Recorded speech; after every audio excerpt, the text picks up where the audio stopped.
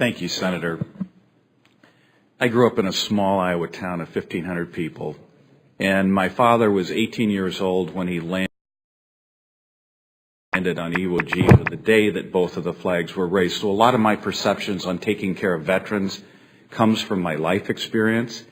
It's great to see you again, Mrs. Petraeus, and I can tell you that Representative Andrews and Representative Yarmouth and I deploy to Washington on a weekly basis from our homes far away from this city.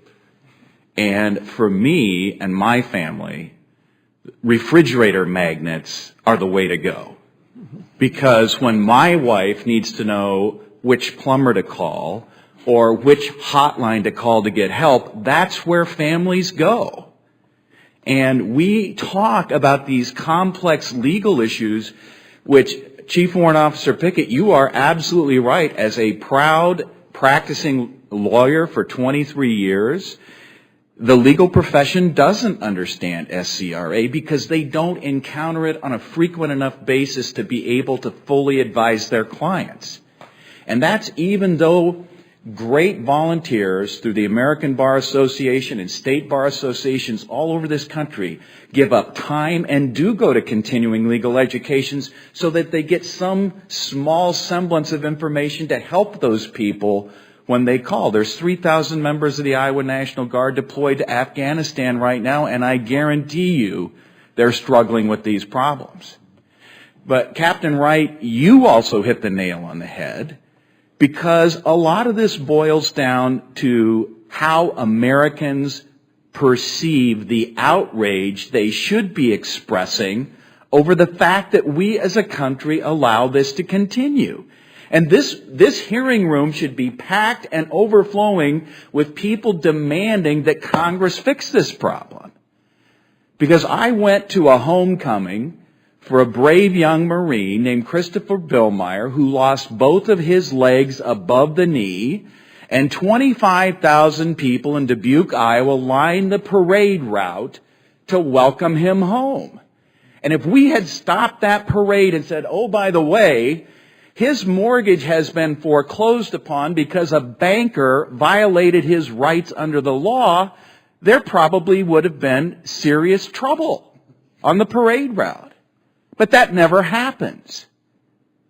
And we have to figure a way to translate the passion that Americans are feeling for the people who make the ultimate sacrifice to defend this great country and share in the outrage that all of us feel here today. And it's not happening. And part of the reason it's not happening, I think, Captain Wright, boils down to this simple question. Who holds the paper? Because back in the days that a lot of us may have bought a home on, where you went to your local community bank and they held that paper for 15 or 25 or 30 years, you knew who to go to if you had a problem, and all your friends and neighbors who took their business there would be outraged if something like this happened to you.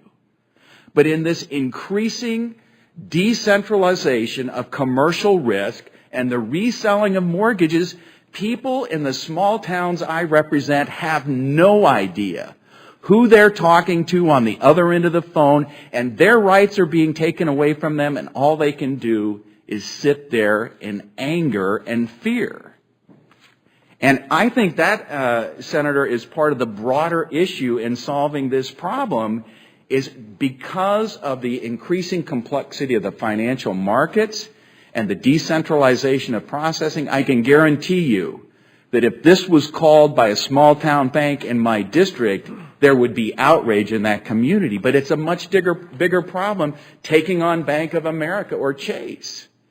And that's why, as ranking member of that Veterans Affairs Committee in the House, I've introduced legislation to extend the foreclosure period from 9 months to a year, because when you look at the lengths of these deployments for the Army and the Marine Corps, so often you get caught up in that 9-month merry-go-round. So I apologize for venting, and Captain, I know you wanted to comment. Well, I think that's an excellent point, and it's not just extended from 9 months to 12, but, you know, the current provision about non-judicial foreclosure is forbidden during the period of service and for an additional 9 months, that sunsets December 31st.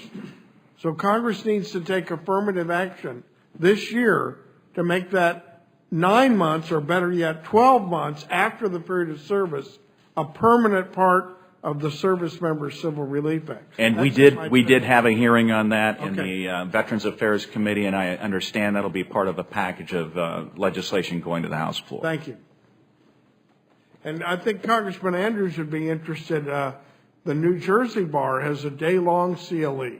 I've been there, I think this will be the 10th year. I've been there every year except last year I was in the hospital, but I got a substitute. But I teach a course, it's a day-long on military. I teach a course on the USERA, the Uniformed Services Employment and Reemployment Rights Act. But they also cover the Servicemembers Civil Relief Act in detail. It's at the New Jersey Bar Training Facility in New Brunswick, which I'm sure you're familiar with. Thank you for allowing me to participate, Senator. Thank you, Captain Wright, for your service to my state. I know how valuable it is. I want to spotlight something that